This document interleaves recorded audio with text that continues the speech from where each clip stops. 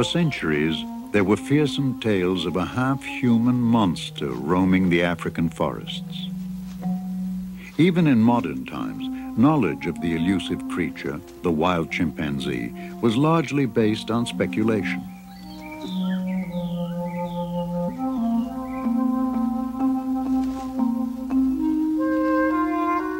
Then, in 1960, a daring young Englishwoman set out to sort fiction from truth.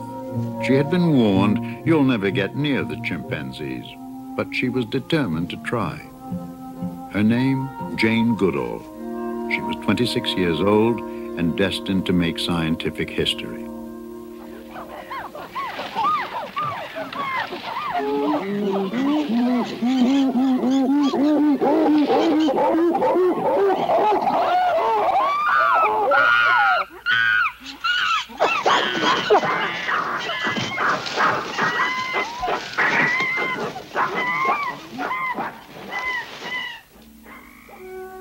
Against odds many thought insurmountable, she gradually earned the chimpanzee's trust. The picture that has emerged is an awesome portrait of the animals most like man. The similarities to humans are startling. The obvious physical resemblance. The discovery that they hunt and eat meat. The even more profound revelation that they are intelligent enough to make and use tools. And in their nonverbal communication, perhaps the most uncanny resemblance of all.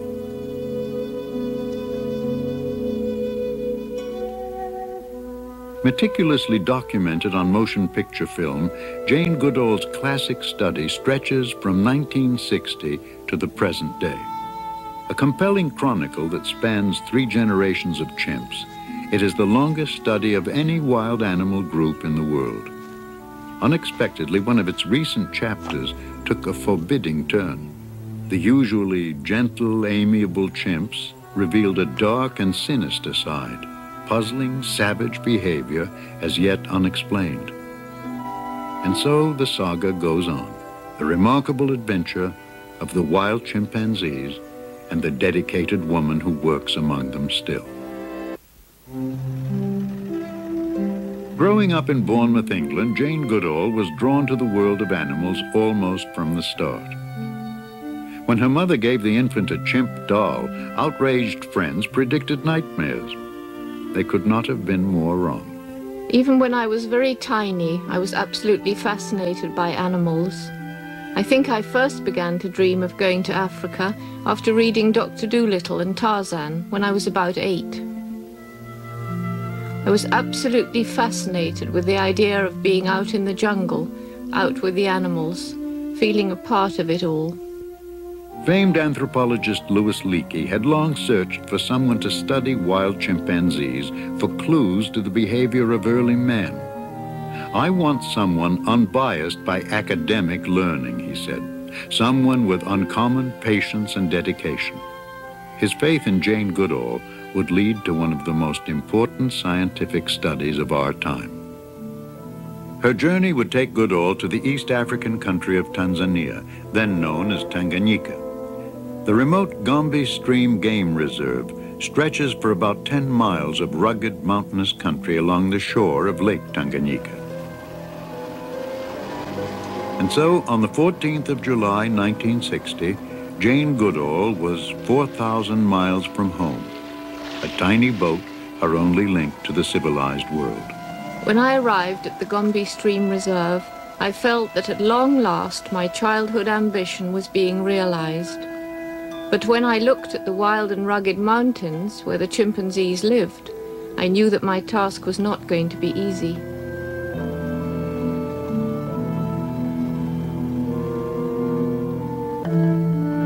Day-to-day life in this remote wilderness would be difficult at best. The local authorities, horrified at the thought of a young white woman alone in the wild, at first refused Jane permission to come, agreeing only when she said she would bring a companion.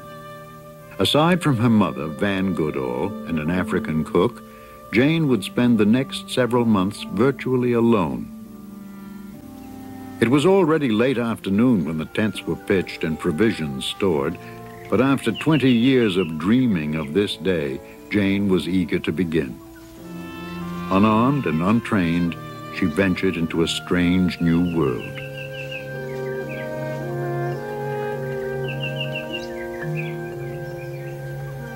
For most, this would be a lonely, forbidding realm. But for Jane Goodall, it was where she most wanted to be. During my first days at Gombe, I could hardly believe it was true. At last, I was out in the wild. I didn't see many animals, but I had the feeling they were there all around, watching me. There were rustles in the undergrowth, strange calls, smells I could not identify.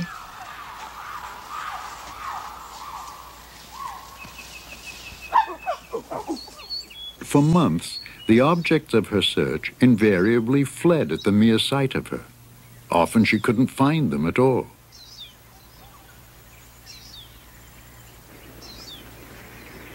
It was a steep, rigorous climb to the open ridges above, but perhaps, she hoped, a way to pinpoint the nomadic apes below. I discovered, not far from camp, that there was a peak overlooking 2 valleys. And from this vantage point, I was able to gradually piece together the daily behavior of the chimps. The major advantage of the peak was that the chimps could see me sitting up there and gradually get used to my presence. Sitting quietly in the same spot day after day, always dressed in the same neutral colors, never attempting to follow the shy apes, the figure on the peak gradually became less of a threat.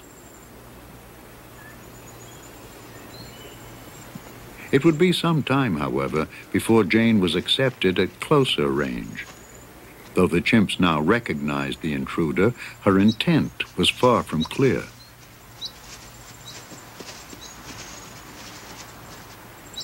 Jane had to accept the realization that, for the time being at least, much of her knowledge would be based on indirect evidence, like an abandoned sleeping nest high in the trees. Jane found the nest was not simply a pile of wadded leaves, but a carefully interwoven platform created by dexterous hands and a reasoning brain. But the intelligent creature who made it had long since moved on.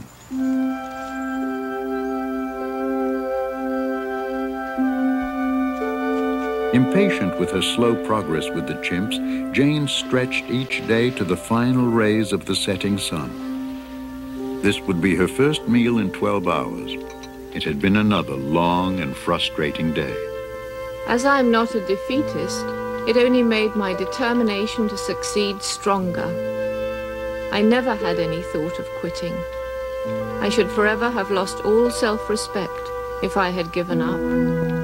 And so, days that began before dawn reached well past midnight, and for as long as it would take, tomorrow would be the same.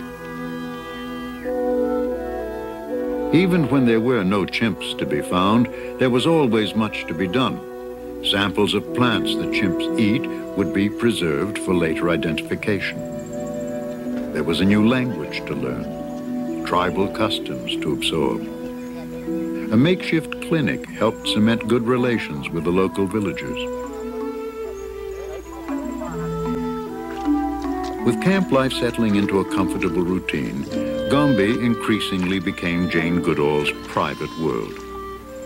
Though her staff was growing, outsiders till now had not been welcome, lest they frighten the chimps. But at Louis Leakey's urging, she agreed that a permanent film record of the chimps be made. To shield herself and the cameraman, she built a blind, a screen of leaves. Hugo van Lawick is a specialist in wildlife. Primarily funded by the National Geographic Society, over the coming years, he and Goodall would capture details of chimp behavior never before dreamed possible.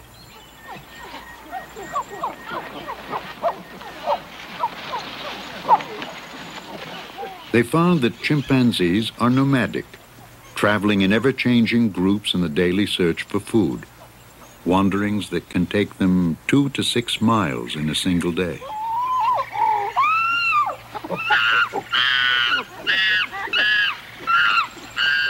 They are animals of dramatic extremes, noisy and excitable one minute, calm and gentle the next.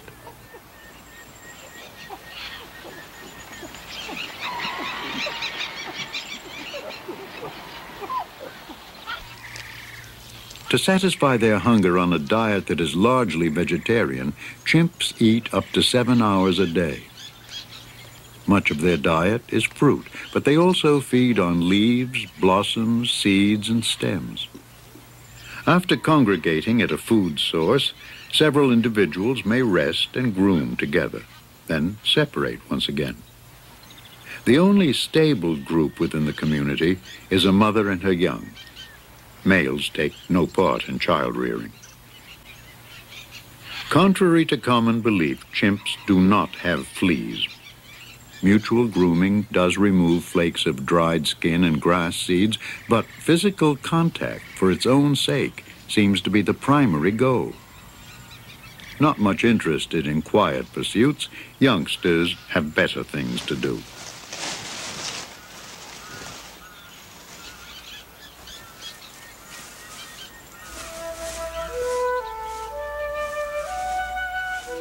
The chimps very gradually came to realize that I was not dangerous after all.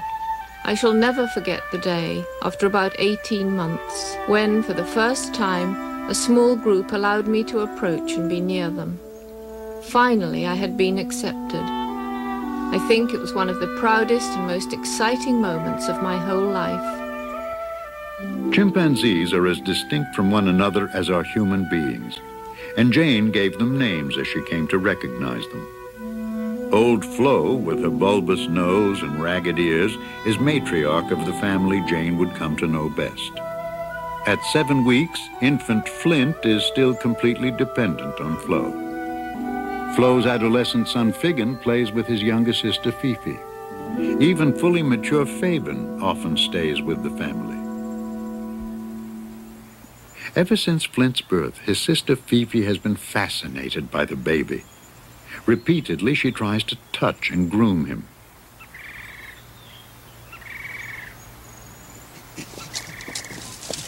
The older chimps, less interested in babies, tend to ignore Flint.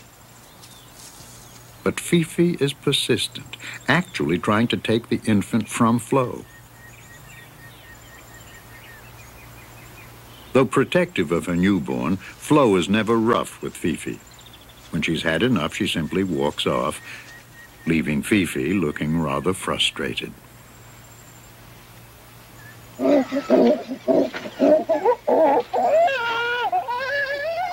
Another group's arrival is signaled by a chorus of hooting calls. Adult males dominate chimp society and are much preoccupied with their position in the hierarchy. In an effort to better his rank, the male puts on an awesome charging display.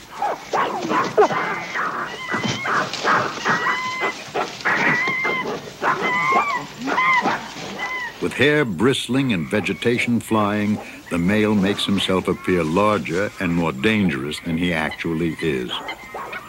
Intended to intimidate rivals, it is usually nothing more than superb bluff.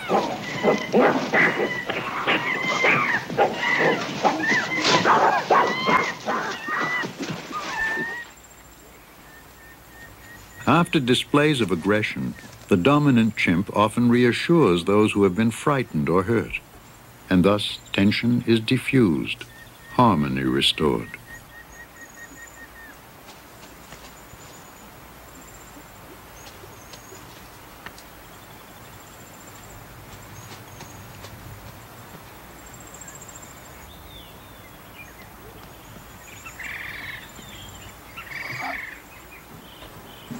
One male rose to the top of the hierarchy by intelligence rather than strength.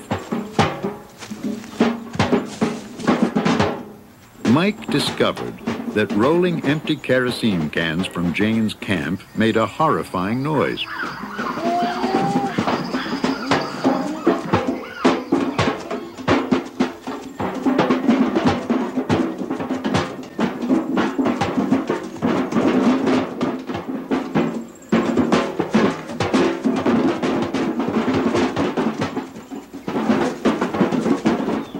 Originally one of the lowest-ranking males, Mike was now number one.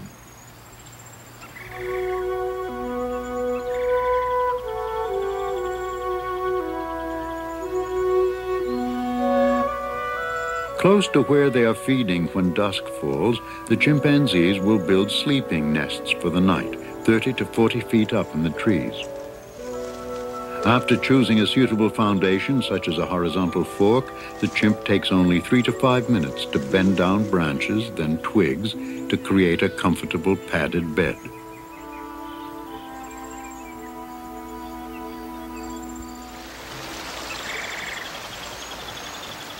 With creature comforts long since forsaken, Jane found increasing pleasures in her wilderness world.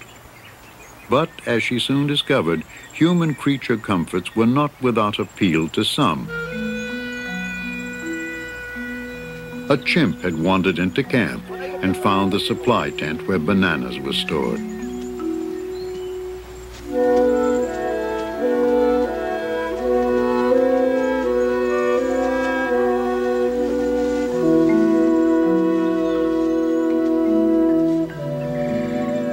Because he had been to camp before, when Jane was in the forest, she had a prearranged signal to call her back. It was thrilling after all this time to find a chimp actually in my camp. It was David Greybeard, a male I had already come to know out in the forest. David's boldness marked a turning point for Jane. After the endless months she had searched for them, the chimps, following David's lead, now came to her. Gradually, their inherent fear gave way, and an offer of friendship was accepted, with trust.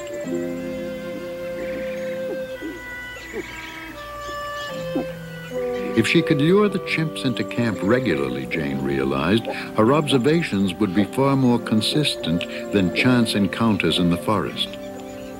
Bananas were the answer.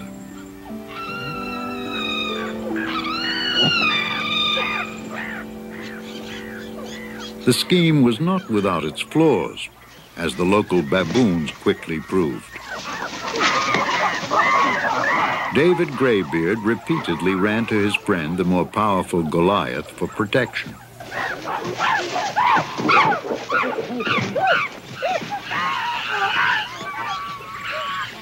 Goliath came to David's defense.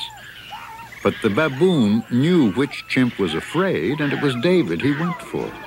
Every time.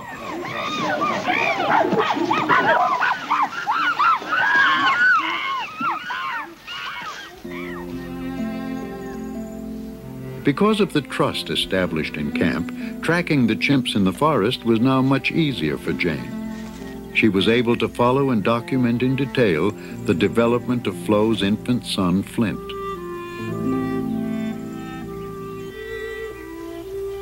At 6 months, Flint is learning to ride on his mother's back. But sometimes he doesn't get it quite right. At around the same age, he takes his first tottering steps. When he stumbles and whimpers, Flo quickly rescues him.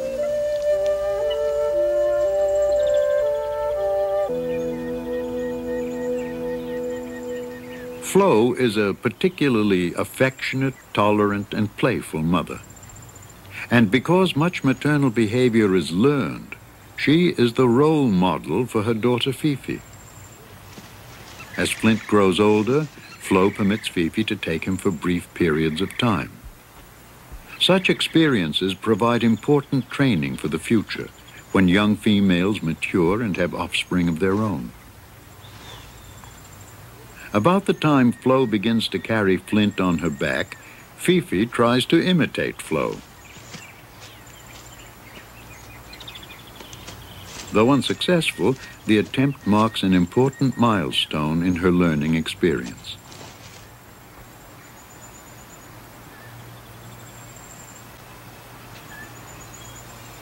Mandy is a young female who has just had her first baby. Fifi has never seen the baby before and is intrigued.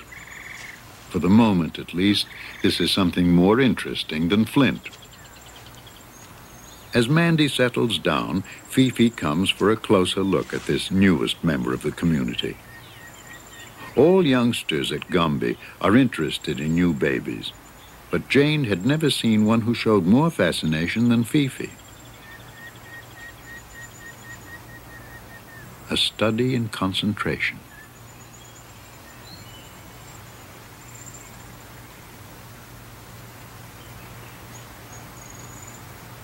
Mandy is not worried by Fifi's presence, but when adolescent male Figgin approaches, she nervously moves off. Both Fifi and Figgin are fascinated by the smell of the new baby. Fifi has followed Mandy up a tree and now attempts to touch the baby. Mandy gently fends her off. Meanwhile, even Flint is curious about another infant younger than he. But Flo is ready to move on in search of food, and she lets Flint know it is time to go. Fifi, still engrossed with Mandy's baby, does not notice that they leave.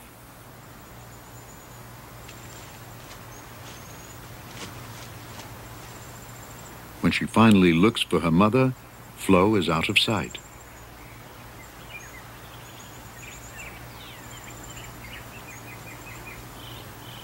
At 6, Fifi is still quite dependent on her mother and cries in distress. She has no idea in what direction Flo has gone.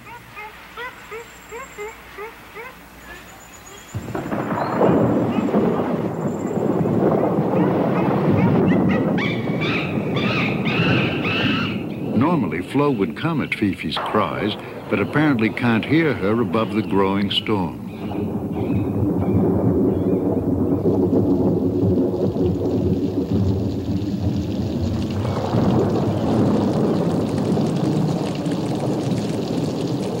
Although chimps seem miserable in the rain, surprisingly, they make little effort to find shelter.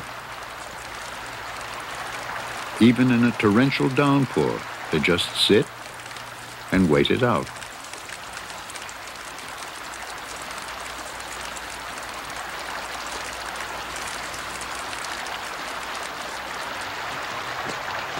Long committed to observing the chimps 7 days a week, Jane ignored the rain. Searching for the lost Fifi, she saw something remarkable instead. The male Goliath performing a spectacular display. Enthralled by the magnificent rain dance, Jane would later write, "With a display of strength and vigor such as this, primitive man himself might have challenged the elements." 20 minutes later, the rain dance was over as suddenly as it had begun. Among Goliath's audience, Jane spotted Flo and Flint. From her tall lookout, Fifi saw them too.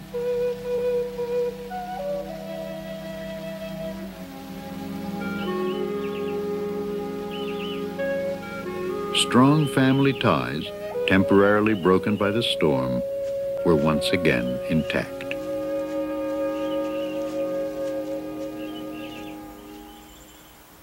The rainy season brings the flight of fertile winged termites as they leave their nests to establish new colonies.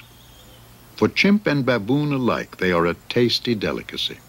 But baboons can only capture the termites outside the nest as the swarms emerge and fly.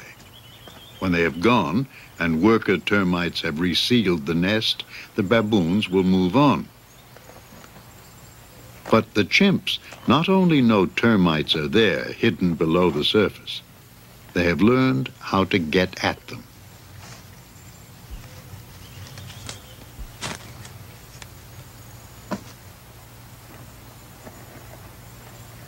In defense of their nest, the termites grip onto the grass, and with utmost care, the chimp gently draws them out.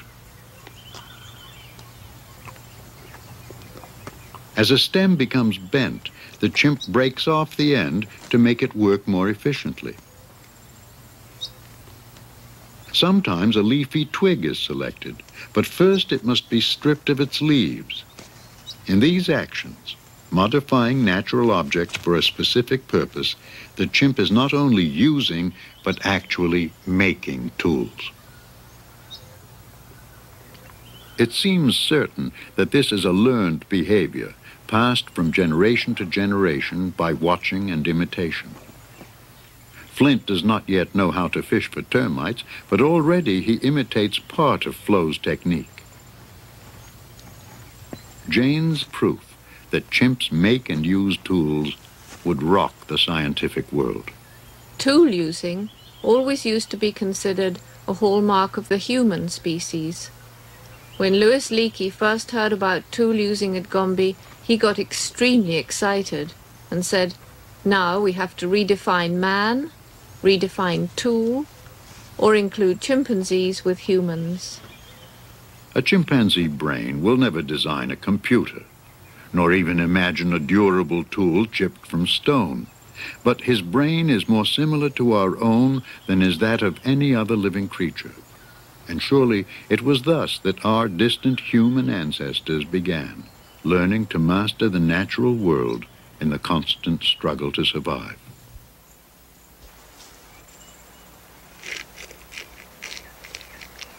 To a thirsty chimp, rainwater trapped in the hollow of a tree is inviting but not easily reached.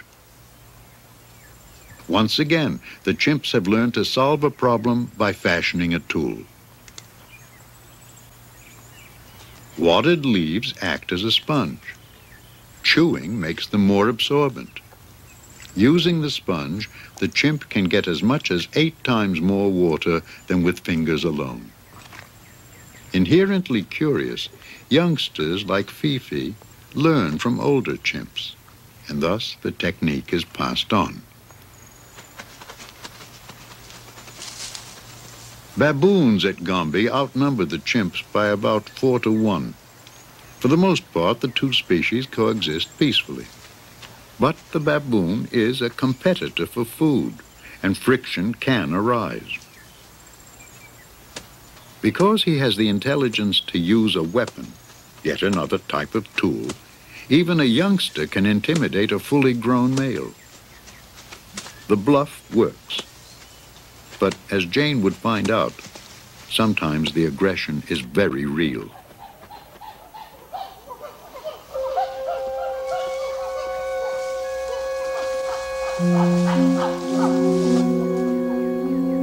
A young baboon has been captured and killed by a group of chimps, and they will feast on its remains. Jane's discovery astounded the scientific world. The chimp is not the gentle vegetarian we had thought, but, like humans, a formidable predator. Sometimes cooperating to hunt and stalk their prey, they also kill young antelope, bush pigs, and monkeys. For the most part, chimps eat meat only they themselves have killed. Indeed, a dead animal is often a puzzling sight. Right here. With Gombe's growing fame, visiting students and scientists became a regular part of the scene. One day, as part of a project to record chimpanzee calls, Jane put out bananas in great quantities. The result, an eruption of frenzied excitement, desperate begging, and violent aggression.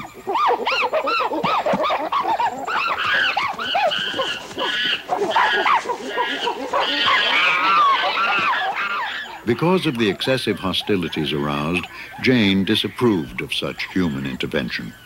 But the episode was not without value, revealing the intricate patterns of chimpanzee dominance and submission, and the chimp's intense need for reassurance by touch.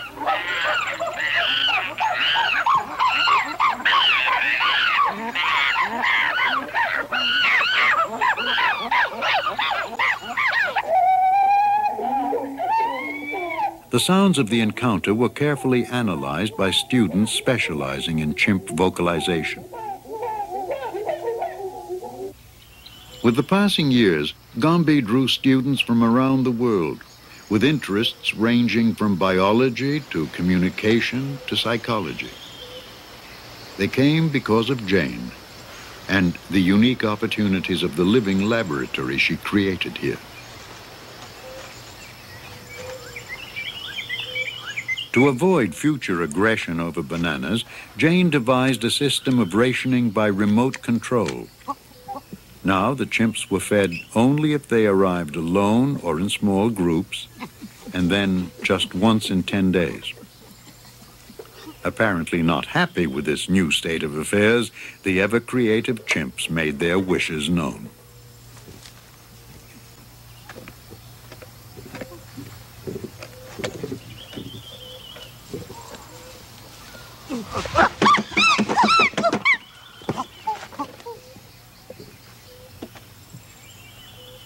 The chimps' presence in camp provided an opportunity for experiments not possible in the forest. How would they react to something new? All chimpanzees are intensely curious, but often afraid of the unfamiliar. For the first time, Flint attempts the typical male intimidation display, pulling vegetation and stamping.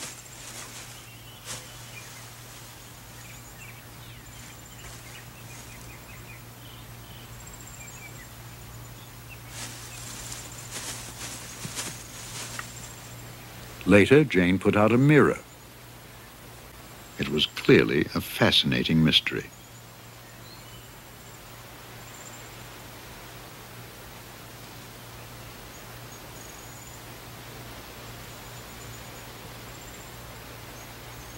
In retrospect, Jane will say that had she known her study would continue indefinitely, she would not have encouraged contact between herself and the chimps. For one thing, they are stronger than humans, and if they lose their fear, dangerous. Indeed, in the future, Jane would minimize all interaction with the chimps. But for the moment, after the long struggle for acceptance, David's silent consent to be groomed was a prize beyond measure.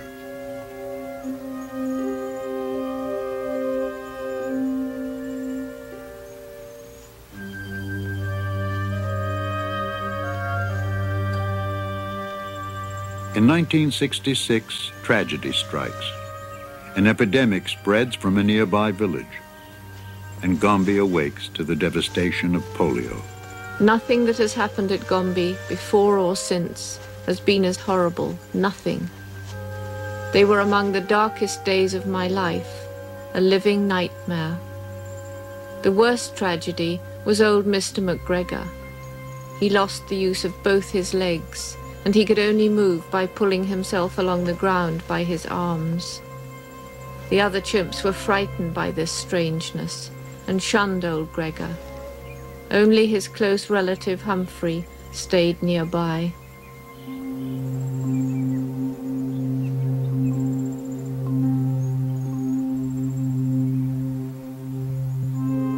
The mother, Ollie, has lost her month-old infant to the disease. Though she knows he is not alive, she carries his dead body for 3 days.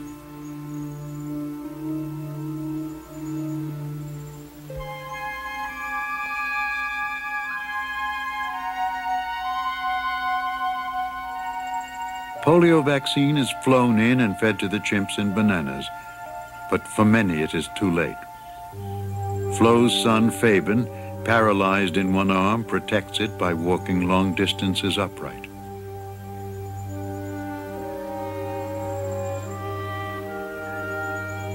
To get food, Mr. McGregor had learned to pull himself into trees with the strength of his arms alone. But he dislocates a shoulder while trying to climb and now can no longer move at all.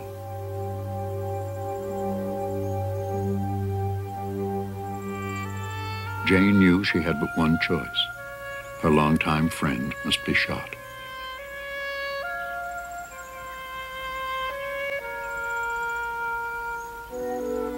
But 1967 would bring joy.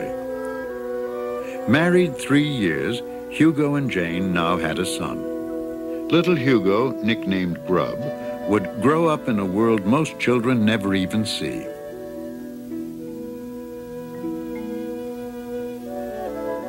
Spending less time at work to be with Grub, Jane modeled her behavior after the patient, affectionate chimp mother she had long observed. Gombe was the ideal place to raise a child, she said. You could focus on the important things in life: family, unity with all living creatures, being part of the natural world.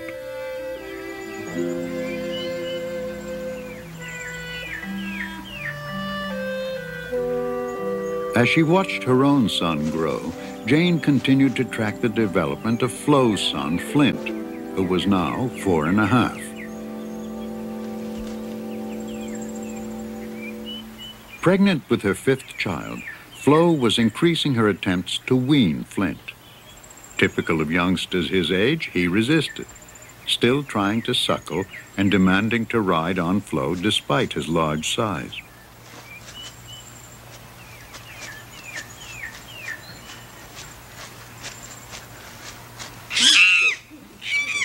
When denied his way, Flint threw violent temper tantrums, even hitting and biting his mother.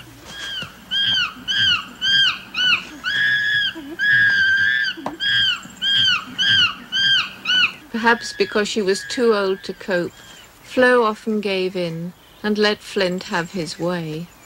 Later, this would have grave consequences.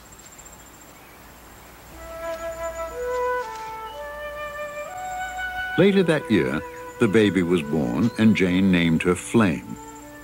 Still attached to the placenta, Flame was just a few hours old.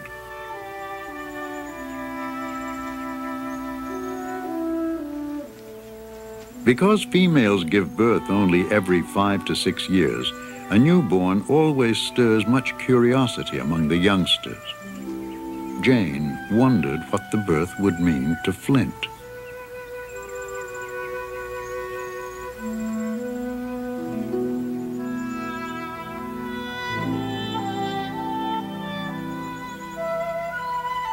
Flint's behavior would be expected to change with the new arrival, but instead he was getting worse. Even after the birth of his sibling, when most youngsters become more independent, Flint continued to pester his mother for attention. And more often than not, Flo gave in to his demands.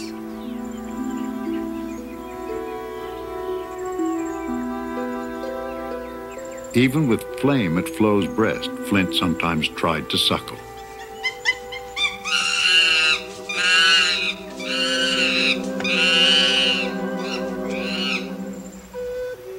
Six months later, while Flo was ill, Flame disappeared, never to be seen again. With no baby to care for now, Flo stopped even trying to encourage Flint's independence. Jane wondered if he would remain an infant forever. Life expectancy of a wild chimpanzee is guessed at 40 to 50 years. Flo, now well past 40, was feeble and worn, spending most of her time resting quietly near Flint. Although I knew that Flo had become very old indeed, it was still a sad day when I found her dead body lying in the stream. For me, it was like losing an old friend. For Flint, it was like losing his whole world.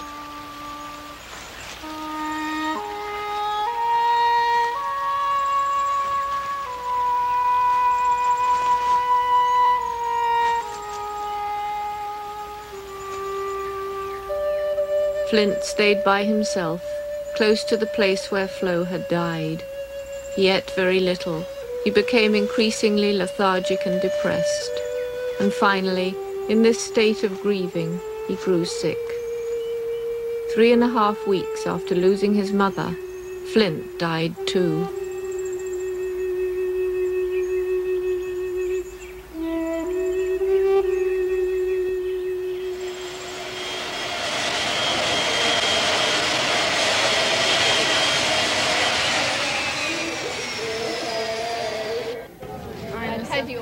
Today, the name Jane Goodall is almost synonymous with animal research. Accomplished author, speaker, and now a PhD, she is sought all over the world. A rarity among scientists, she has become a celebrity in her own right. He wasn't having it at all. He wanted to follow his adolescent brother. Wherever she goes on her annual lecture tours, eager crowds gather to hear the latest chapter in the lives of the chimps. Any particularly new developments, new behavior of chimps? Two quite interesting new developments. One is concerned with territoriality. Though she welcomes the opportunity to share her world, Jane keeps her visits short. Gombe is where she most wants to be. With her on this trip are her mother, returning for a nostalgic visit, and Grub, now 15.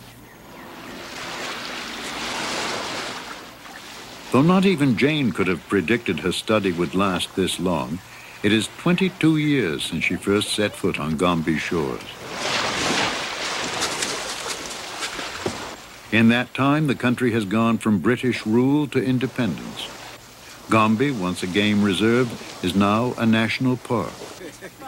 But friendships that span more than 2 decades remain unchanged.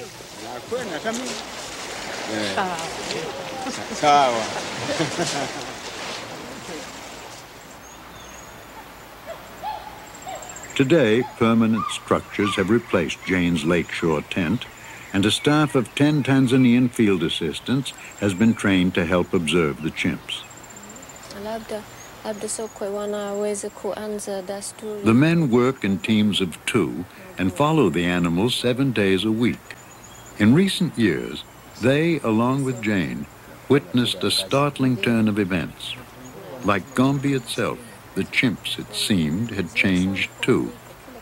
If I'd left, as Louis Leakey predicted, after 10 years, we would have had a very different picture of the chimpanzees to that which we have today. People's idea of the gentle, noble savage would have been exemplified by the way of life of the chimps. I started off studying one community, and in 1972 that community divided into 2. And one part of it moved down into the south of the range that the whole community had shared. 2 years later, a series of events began which were amongst the most horrifying that we've seen at Gombe. The males of the larger Kasakela community, the ones that we're studying today, systematically began to hunt down individuals of the smaller southern community, to attack them when they found them on their own or in small groups. And within a 4-year period, every one of the 7 males and at least 1 of the 3 females who had moved to the south had disappeared.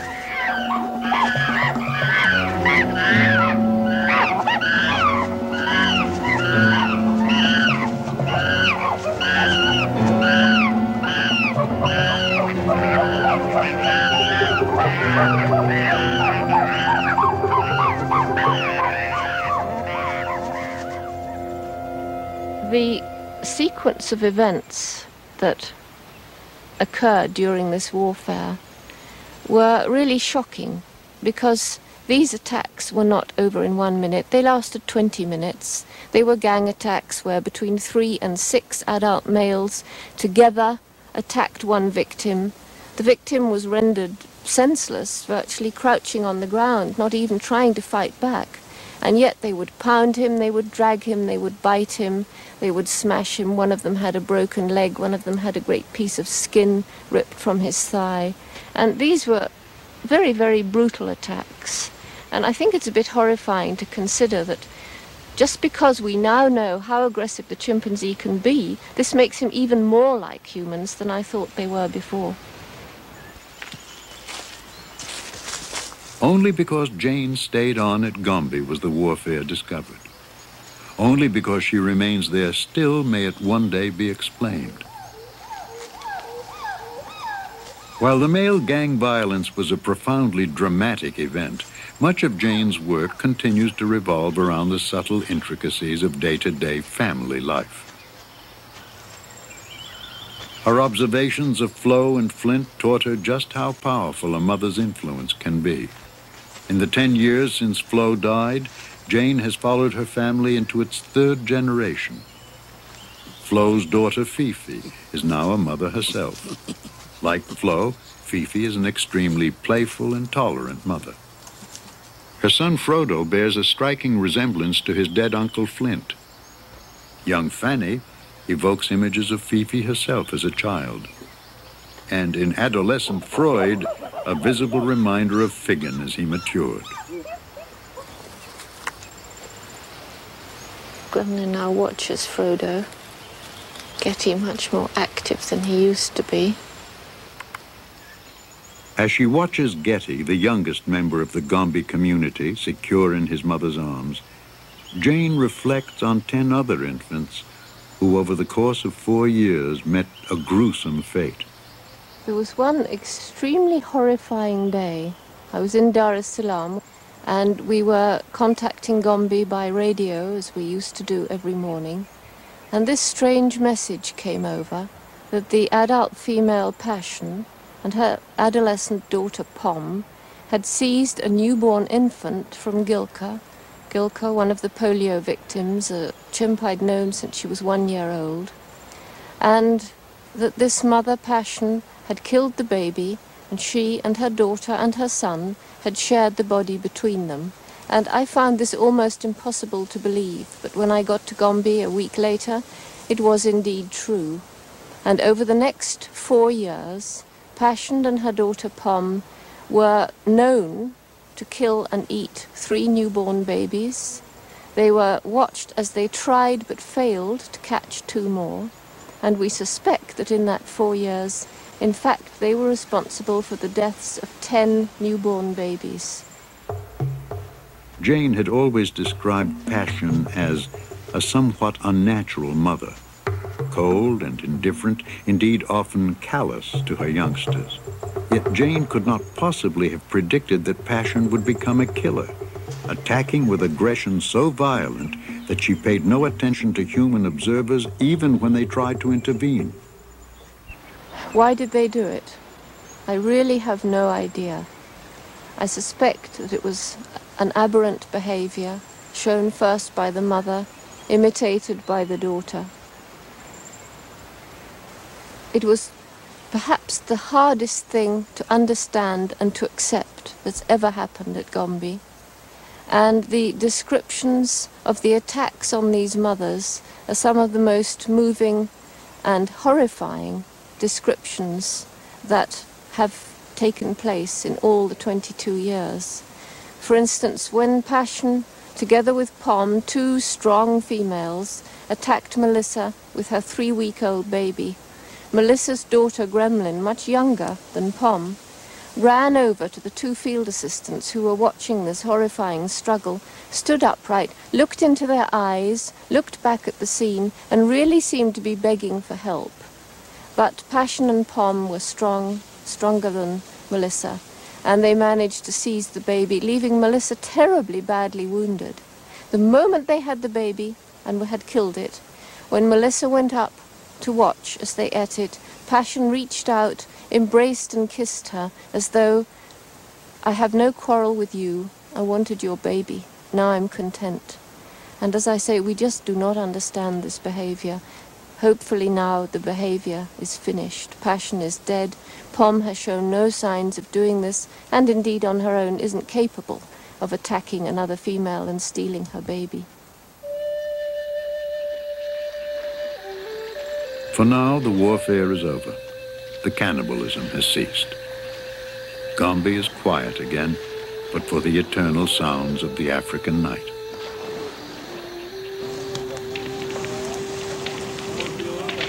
Then, on a summer evening in 1982, a joyous chorus of human voices pervades the dark. An anniversary party celebrating 22 years of research at Gombe. To share this night, some have come by boat, others have walked for miles. With traditional feasting and speeches, they join together to toast the future and celebrate the past. Well, after 22 years, I have many, many fond memories of Gombe. Perhaps the one that I like to think back on most was after having struggled, crawled through the undergrowth, climbed up to the peak and down again and searched, and been rewarded, yes, by seeing chimps, but chimps that ran away every time I went up to them. To have a chimpanzee just sit there and watch me and know that I was there and not mind, that was a very, very wonderful moment. It was a tremendous feeling of accomplishment and exhilaration and pride in the fact that I'd been accepted. And then a rather different kind of memory was the first time that a wild chimpanzee mother came up to me and allowed her infant to reach out with that wondering expression in his eyes to touch me. And that, of course, was Flo with her infant Flint. And that's another moment I'll never forget. And though it often seems a lifetime ago, she remembers them all. 3 generations of chimps who allowed her the privilege of entering their private world. Wild animals roaming free, who permitted a human to live among them as a friend.